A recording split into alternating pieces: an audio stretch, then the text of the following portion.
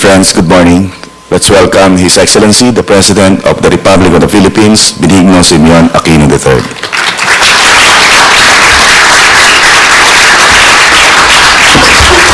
Maraming salamat po. Maupo tayo lahat.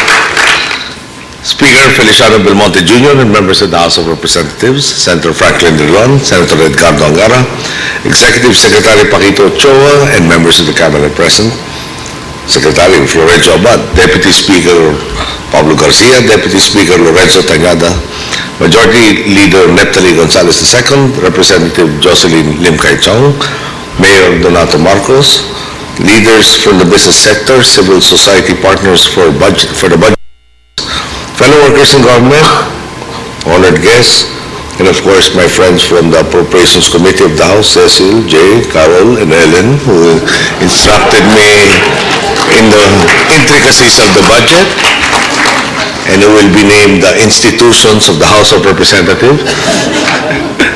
Good morning.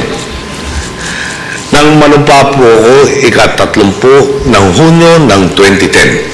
Malinaw po sa akin, meron akong 6 na taon para magpunla at magsagawa ng pagbabago. 6 na taon bago ko ipasa ang baton sa susunod na pinuno ng bayan. 6 na taon upang ipakitang karapat-dapat ako sa nag-uumapaw na tiwala ng taong bayan sa kanilang pag-asa na sa wakas, may babalik na ang ating bansang Pilipinas sa tuwid na landas tungo sa kaunlaran. Sa pagsasabatas natin ngayon sa pambansang gugulin o national budget para sa taong 2013, sinasariwa natin ang atas ng taong bayan. Lingkod ng tapat at ng walang ibang iniisip kundi ang kapakanan ng ating mga boss. Pagdating sa kaban ng bayan, inuutos nila sa atin na siguruhin nagagamit ng tama ang bawat piso na magdudulot ito na makabuluhang pakinabang sa kanilang buhay. Maraming pagsubok na po ang ating kinaharap. Mga sakuna, mga banta sa ating seguridad, pati na rin ang pananadya ng ilang sektor na magtayo ng balakid sa mga isinusulong nating reforma. Sa kabila ng mga ito, hindi tayo natinag, bagkus nakamit pa natin ang mahalagang tagumpay. Ang pag-uumapaw ng kumpiyansa ng pandaigdigang merkado sa ating bansa, ang paglago ng ekonomiya sa paraang sumasaklaw sa nakakaraming Pilipino, ang pagtaas ng kredibilidad ng mga pampublikong institusyon sa mata ng mga taga-subaybay sa loob at labas ng bansa. Ilan lamang ang mga tagumpay na ito sa pag-aakala ng ating mga kritiko ay hindi kailan magiging posible. Napatanayan po natin, walang imposible kung ang tanging isinasapuso natin ay ang interes ng taong bayan. Ngayon naman, sa ikatlong pagkakataon, nasiguro natin muli ang maagang pagsasabatas sa ating budget. Kung sa nakaraang rehimen ay naging kalakaran ang baluktot na proseso ng reenactment, ngayon po, sinasabi natin posibleng bumuo ng bagong tradisyon na maagap na pag-aaproba at pagpapatupad sa pambansang gugugulin. Sa puntong ito, nais kong parangalangan ang Kongreso sa pamumuno ni Senate President Juan Ponce Enrile at House Speaker Sonny Belmonte.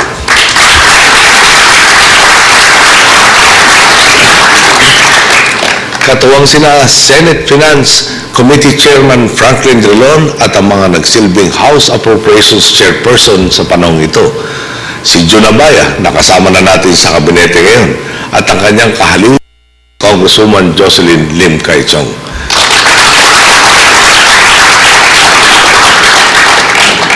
Ginawa ninyong posible muli ang maagang pagsasabatas sa budget kasabay ng inyong pagganap sa iba pang mahalagang trabaho sa Kongreso. Kabilang na ang pagpapabasa ng sin tax reform at ang pagtalakay sa Responsible Parenthood Bill.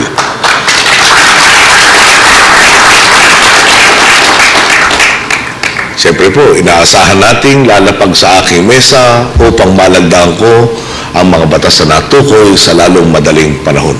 Preferably this year. Siniguro ninyong matuwid at wasto ang pagkakahulma sa batas na ito. Kaya nga po, sa unang pagkakataon, makalipas sa mahigit 7 taon, walang probisyon sa budget na ito na kinailangang ipawalang bisa sa pamamagitan ng direct veto.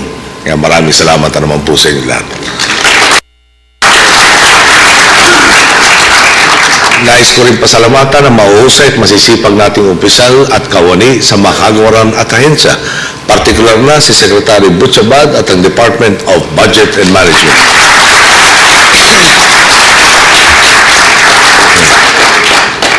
Hindi lamang ninyo masusing inihanda ang pambansang gugugulin para sa taong 2013, siniguro ninyo ring napapatupad ng mabilis at maayos ang kasalukuyan nating budget.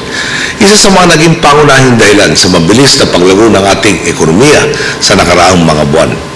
Noong ika-24 ng Hulyo ng taong ito, isang araw matapos ng aking katlong State of the Nation Address, inihain natin sa Kongreso ang panukalang Empowerment Budget of 2013. Dinisenyo natin ang budget na ito bilang instrumento upang may balik sa mamamayan ang kapangyarihang panghawakan at itakda ang sarili nilang kapalaran. Ipinalob natin sa budget ang yung sa paniniwala natin ay magsasakatuparan sa tinatawag nating empowerment. Una, ang pagpapalalim sa ating social contract with the Filipino people. Sa pamamagitan ng budget na ito, pinakita natin ang tunay na pagtalima sa mga pangangailangan ng taong bayan. Isang pamahalang tapat, may pananagutan at tunay na nilalahukan ng mamamayan.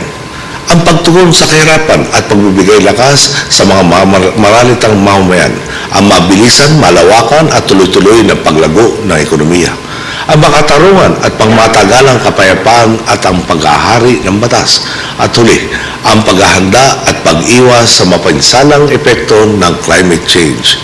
Sinimulan natin ang paggamit sa program budgeting approach upang itutok ang kaban ng bayan sa mga programa at proyektong lilikha ng oportunidad at lalaban sa kahirapan. Muli din natin ginamit ang zero-based budgeting ang mga maaksayang gugugulin. Sa pamamagitan ng mga reforma ito, naiangat natin na nakalaang pondo para sa social services at economic services at mahigit 60% ng kabuuang pambansang budget ang ating inilaan para sa dalawang prioridad na sektor na ito. Kalawang prinsipyo, ang pagpapabilis sa pagtupad sa mga prioridad na programa. Ipinanob natin sa budget na ito ang mga reforma at inobasyon upang tanggalin ang mga balakid sa mabilis at epektibong implementasyon. Kabilang na ang pagtakda sa DPWH bilang Principal Infrastructure Agency, ang paglilinaw sa mga core mandate ng mga kagawaran at ang paglalatag ng isang sistema ng mas masinsin na performance monitoring. Inaasahan natin makatutulong ang mga reforma at inobasyong ito sa paggamit sa itinakda nating target sa edukasyon, kalusugan, agrikultura, conditional cash transfers, turismo at iba pang mga sektor. Ang ikatlo pong prinsipyo, pagpapatibay ng pananagutan upang mas maiging maipatupad ng mga pampublikong institusyon ang kanilang mga mandato. Naninindigan tayo na ang taunang budget ay kasangkapan para mapagtibay ang kultura ng pananagutan. Paraan ito upang masingil na mamamayan ang mga kagawaran at ahensya sa kanilang mga ipinangakong serbisyo, kapalit ang bawat piso ng buwis na kanilang ibinabayad.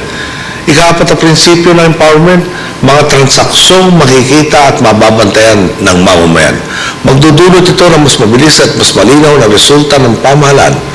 Sa ilalim ng ating pong administrasyon, pinasimulan natin ang bagong tradisyon ng pagbiyak sa mga lump sum items at pagdedetalye sa bawat programa at proyektong pinupondohan.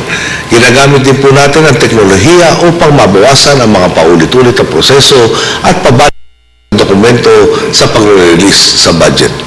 At ang ikalimang prinsipyo, ang pambansang gugulin na ating isinabatas ngayon ay dinisenyo kasama ng mamamayan. Sa ilalim ng administrasyon ito, unang nagkaroon ng puwang para sa partisipasyon ng mga organisadong mamamayan sa proseso ng paglikha ng taunang panukalang budget.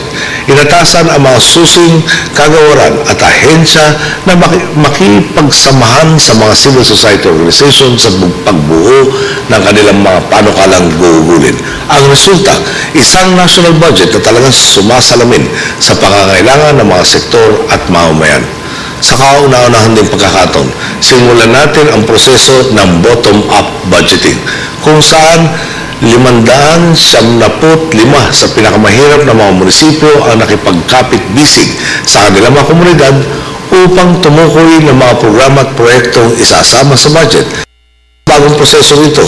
8.4 billion pesos na halaga ng mga programa at proyekto nagmula sa mismo mga munisipyo at komunidad ang nakapaloob sa pambansang budget ng 2013. Sa araw pong ito, hindi lamang natin sinasabatas ang bawat pisong planong gastusin ng pamahalaan sa taong 2013. Higit pa sa mga numero at legal na probisyong nakasaad sa makapal na librong ating pong pinirmahan kanina, paniniwala natin na nakapaloob sa pambansang gugulan na ito ang mga atikain ng mamamayang Pilipino. Ipinagkatiwala ng mamamayan sa atin ang pangangasiwa sa bawat pisong buwis na kanilang pinaghirapan. Kaya marapat lamang na gamitin natin ito para sa ikauunlad ng kanilang buhay. Ipinapakita natin sa budget na ito, nasa puder tayo hindi para atupagin ang pansariling interes, kundi para siguruhin bubukas ang mga pintuan ng pagkakataon para sa taong bayan, lalo na sa mga layan ng lipunan. Nasa poder tayo hindi para magmarunong, kundi para makinig sa sagradong boses ng taong bayan at managutan sa kanila. Nasa poder tayo hindi para magkamkam ng higit pang kapangyarihan, kundi para isauli ito sa taong bayan. Sabi nga ho natin noong araw pa, kung walang kurap, walang mahirap. Magandang araw po, maraming salamat sa inyo lahat.